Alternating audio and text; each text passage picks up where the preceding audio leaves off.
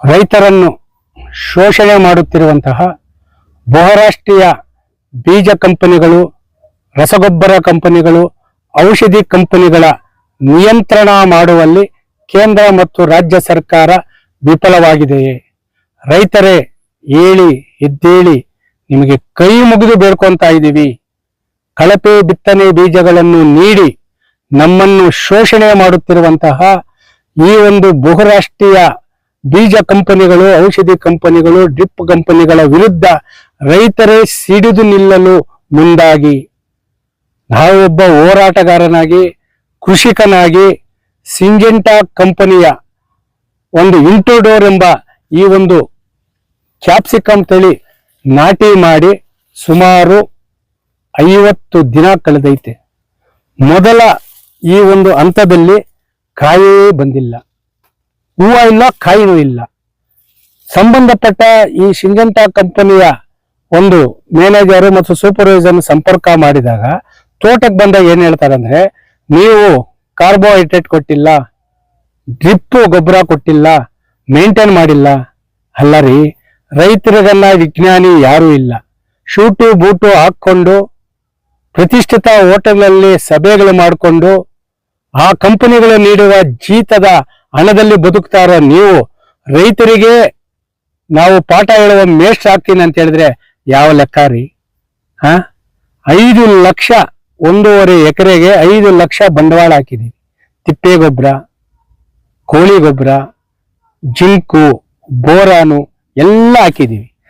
ನೋಡಿ ಬೆಳೆ ಎಷ್ಟು ಚೆನ್ನಾಗಿ ಬಂದೈತೆ. ಬೆಳೆ ಬಂದರೂ ಸಹ ಮೊದಲ ಹಂತದಲ್ಲಿ ಕಾಯಿನೂ ಇಲ್ಲ, ಹೂವನೂ ಇಲ್ಲ, ಕಾಯಿನೂ ಇಲ್ಲ. ಇನ್ನು ಯಾರನ್ನ ಕೇಳಬೇಕು?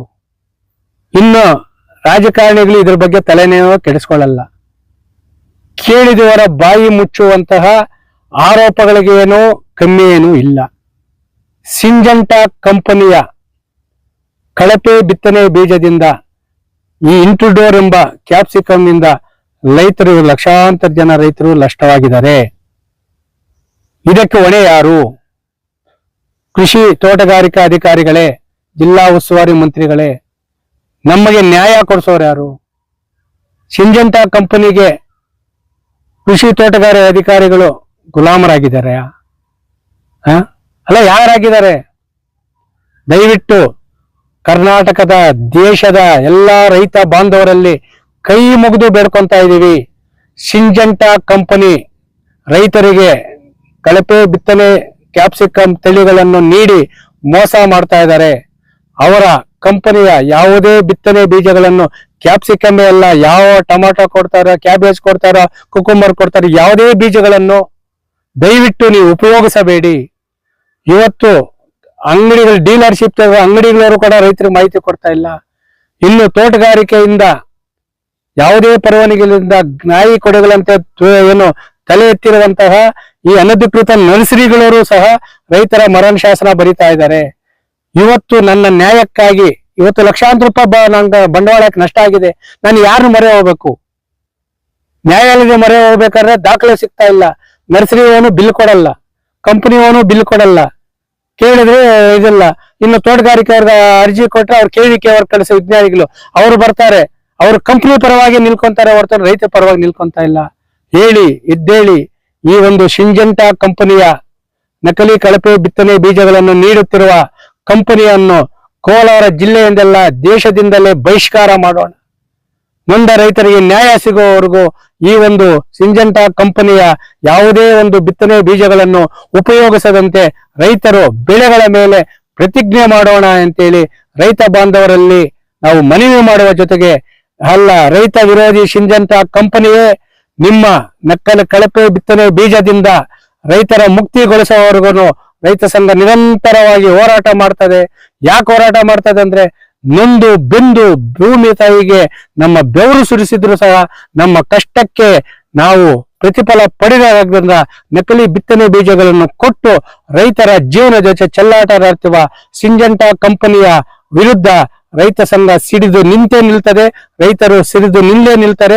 ಯಾವುದೇ ಕಾರಣಕ್ಕೂ ಸಿಂಜೆಂಟಾ ಕಂಪನಿಯ ಯಾವುದೇ ಒಂದು ಬಿತ್ತನೆ ಬೀಜಗಳನ್ನು ಉಪಯೋಗಿಸದಂತೆ ನಮ್ಮ ಬೆಳೆಗಳ ಮೇಲೆ ನಾವು ಪ್ರತಿಜ್ಞೆ ಮಾಡುವ ಎಚ್ಚರಿಕೆಯನ್ನು ಸಿಂಜೆಂಟಾ ಕಂಪನಿಗೆ ನೀಡ್ತಾ ಇದ್ದೀವಿ. ಇಡೀ ದೇಶಕ್ಕೆ ಅನ್ನ ಹಾಕುವ ಅನ್ನದಾತನ ಬದುಕು ಯಾರ ಕೈಯಲ್ಲಿದೆ? ನಮ್ಮನ್ನಾಳುವ ಸರ್ಕಾರದ ಕೈಯಲ್ಲಿದೆಯೇ? ಇಲ್ಲ ಆಂಧ್ರ ಮತ್ತು ತಮಿಳುನಾಡಿನಲ್ಲಿ ಅಲ್ಲಿನ ರೈತರ ಹಿತದೃಷ್ಟಿಯಿಂದ ನಿಷೇಧವಾಗಿರುವ ಬಯೋ ಔಷಧಿಗಳು, ನಕಲಿ ಡ್ರಿಪ್ ಗೊಬ್ಬರಗಳು, ನಕಲಿ ಕಳಪೆ ಬಿತ್ತನೆ ಬೀಜಗಳನ್ನು ಮಾರಾಟ ಮಾಡುವ ಈ ಒಂದು ನಕಲಿ ಕಂಪನಿಗಳ ಹಿಡಿತದಲ್ಲಿ ಕೋಲಾರ ಜಿಲ್ಲೆಯ ರೈತರ ಬದುಕು ಇದೆಯೇ? ರೈತರನ್ನು ರಕ್ಷಣೆ ಮಾಡಬೇಕಾದಂತಹ ತೋಟಗಾರಿಕೆ ಕೃಷಿ ಅಧಿಕಾರಿಗಳು ಈ ಒಂದು ನಕಲಿ ಕಂಪನಿಗಳು ಮತ್ತೆ ಕೆಲವು ಔಷಧಿ ಮಾರಾಟಗಾರರ ಜೊತೆ ಶಾಮೀಲಾಗಿ ರೈತರ ಮರಣ ಶಾಸನ ಬರೆಯುತ್ತಿದ್ದಾರೆ ಎಂದು ನಾವು ಇವತ್ತು ಪ್ರಶ್ನೆಯನ್ನು ಕೃಷಿ ಮತ್ತು ತೋಟಗಾರಿಕಾ ಕೇಂದ್ರ ಮತ್ತು ರಾಜ್ಯ ಸಚಿವರನ್ನು ಪ್ರಶ್ನೆ ಮಾಡ್ತಾ ಇದ್ದೀವಿ.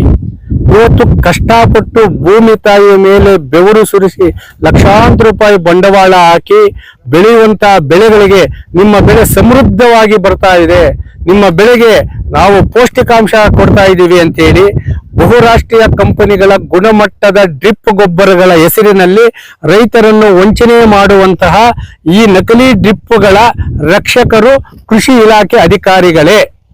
ಇದು ಪ್ರಶ್ನೆ ಮಾಡ್ತಾ ಇದ್ದೀವಿ.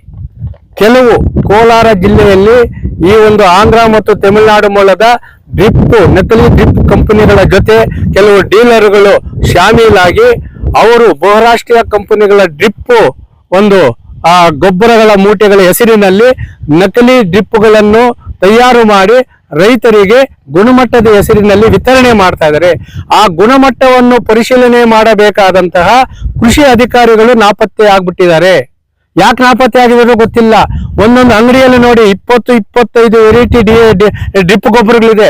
ಆ ಡ್ರಿಪ್ ಗೊಬ್ಬರಗಳು ಕೇಳೋರೇ ಇಲ್ಲ, ಅದನ್ನ ಗುಣಮಟ್ಟ ಇದೆಯಲ್ಲ.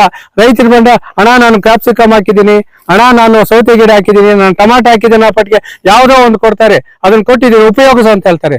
ಹೆಂಗಂದ್ರೆ ಇವತ್ತು ಹದಗೆಟ್ಟಿರುವಂತಹ ಆರೋಗ್ಯ ಕ್ಷೇತ್ರದಲ್ಲಿ ಅನ್ನ ತಿಂದ್ರೆ ಮನುಷ್ಯನು ಎಷ್ಟು ತೆಳಸಾಗಿರ್ತಾನೋ ಅದೇ ರೀತಿ ಆಗ್ಬಿಟ್ಟಿದೆ ಈ ಡ್ರಿಪ್ ಗೊಬ್ಬರ ಕಲಬೆರಕೆ.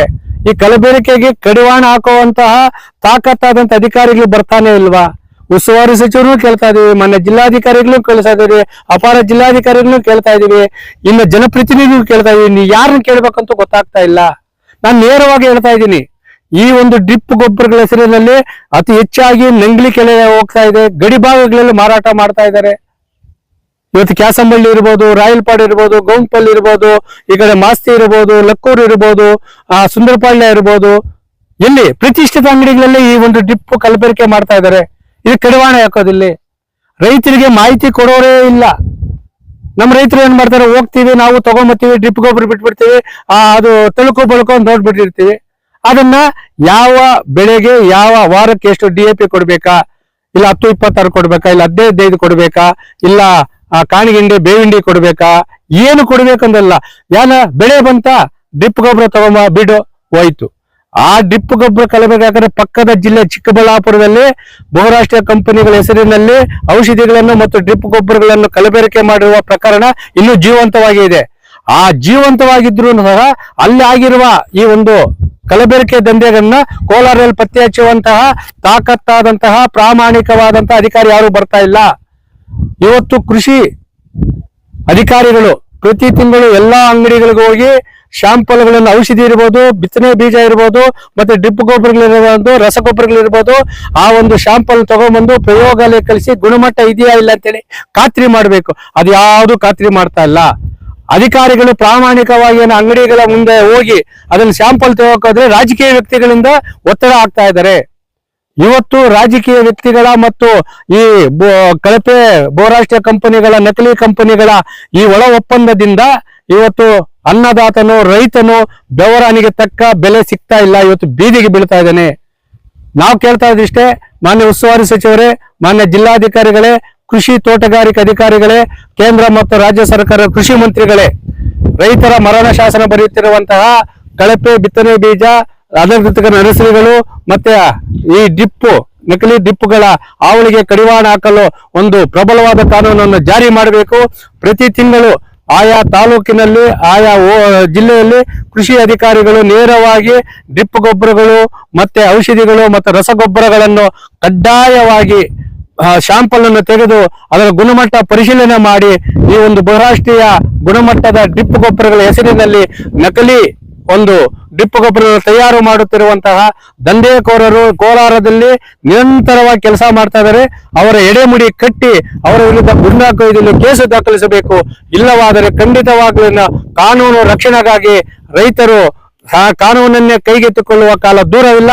ರಾಷ್ಟ್ರೀಯ ಹೆದ್ದಾರಿನ ಬಂದ್ ಮಾಡ್ತೀವೋ, ಇಲ್ಲ ಉಸ್ತುವಾರಿ ಸಚಿವರಿಗೆ ಗೆರಾವೆ ಹಾಕ್ತೀವೋ, ಇಲ್ಲ ಅಧಿಕಾರಿಗಳ ಮನೆ ಮುಂದೆ ಅಹೋರಾತ್ರಿ ನಾವು ಧರಣಿನ ಕೂತ್ಕೊಂತೀವೋ, ನಮ್ಮ ಹೋರಾಟ ಗುಣಮಟ್ಟದ ಡ್ರಿಪ್ ಗೊಬ್ಬರ ಬೇಕು, ದಂಧೆಕೋರರ ವಿರುದ್ಧ ಎಡೆಮುಡಿ ಕಟ್ಟಬೇಕಂತೇಳಿ ಸರ್ಕಾರಗಳಿಗೆ ಮನವಿ ಮಾಡ್ತಾರೆ.